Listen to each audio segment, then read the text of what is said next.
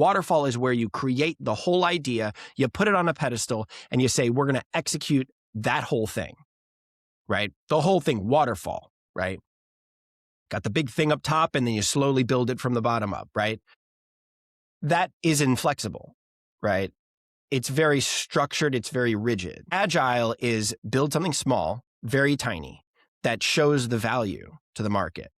What are you making, and how is it different, right?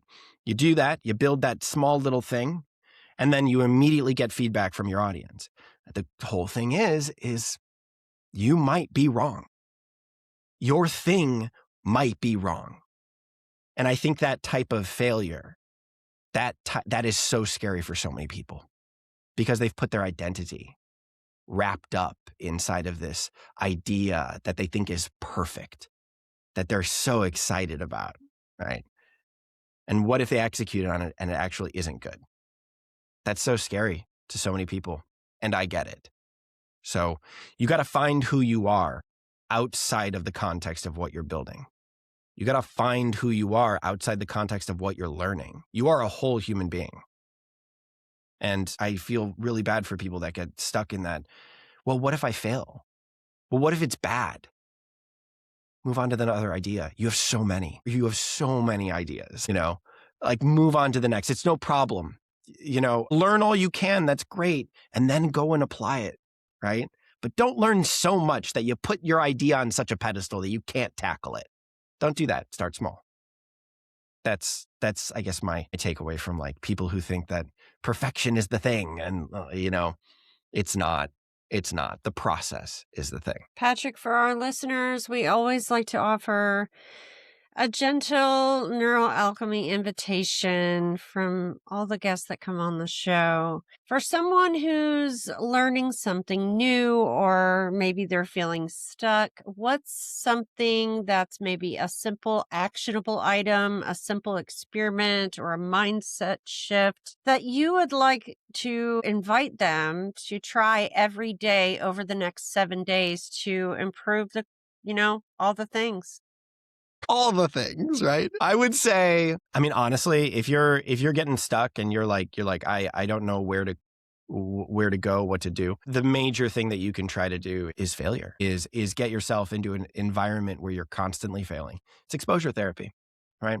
And if we can destigmatize internally, if we can somehow regulate our emotions when we're messing up constantly, then I think that is something that is valuable, extremely valuable. To learn is to fail. To fail is to learn. And so find a way to get yourself to fail 10 to 15 times a day, right? Do that, because then through exposure therapy, after a couple of weeks, it's not going to feel so bad at the end of that couple of weeks. You will have failed. How many times is that? What is that? 7 times 10. Right? 70, and then times that by 4, whatever that may be. You failed 300 times, 200 times, something like that, right?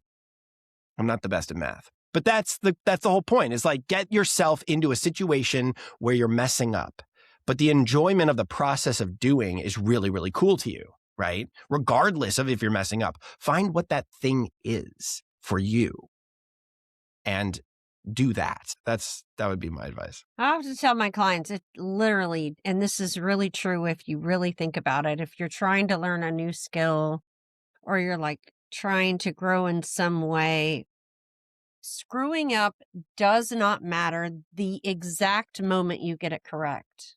The exact moment that you get it right or you understand it or whatever it is, every single mistake that you made before that point, they literally disappear. Yeah.